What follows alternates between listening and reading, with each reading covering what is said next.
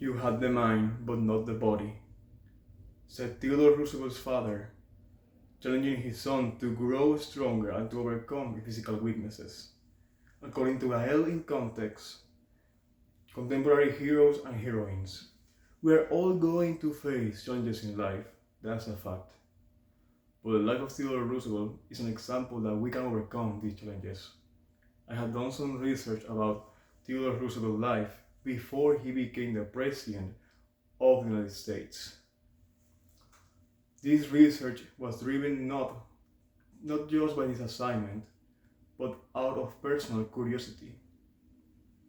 Roosevelt built his mind and body to face the challenges of life. I will focus on Roosevelt's youth, his time in North Dakota, and he returned to New York City in this speech. Roosevelt was born in New York City, October 27 of 1858. In a family of aristocratic background, he grew up in New York's finest social class. Roosevelt is described as a very silky, funny, nearsighted boy with a great love for books and for nature. His father challenged him to overcome his physical weakness. And with his father's example, he started to do some weightlifting, some calisthenics, some boxing, wrestling, and the last but not least, jiu-jitsu.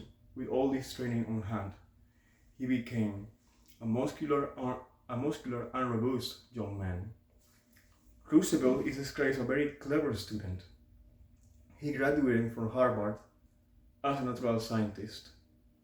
Then he started his political career in New York City, until a tragedy struck his life. All this information came from Gael in context, contemporary heroes and heroines.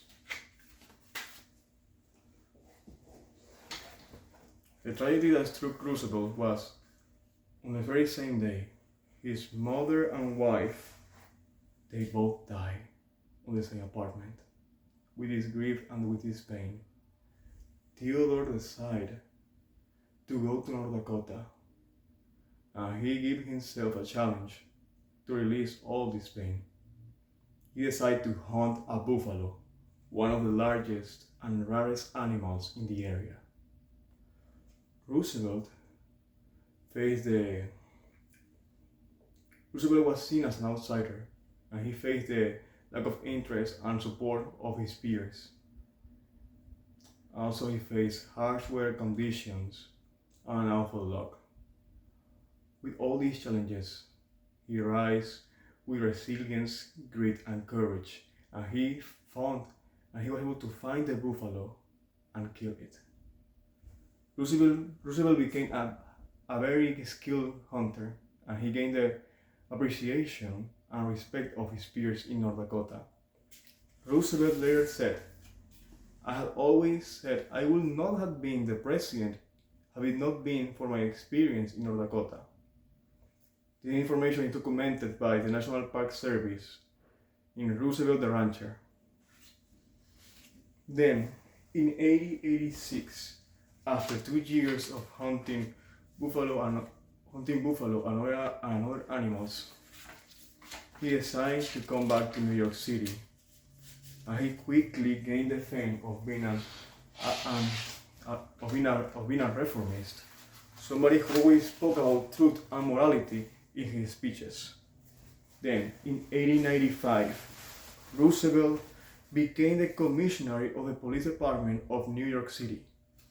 He patrolled the streets of New York City himself at night, catching police officers asleep and shooting during duty. Roosevelt fought against corruption. Even though he wasn't able to fix the city, he gained the reputation of being someone who is willing to put the fight for what he believed was right. According to the historian Robert McNamara, in the article of Theodore Roosevelt and the Police Department, Theodore Roosevelt's life shows us that we can overcome life challenges if we are willing to do it with preparation and strength and courage, we're able to do this.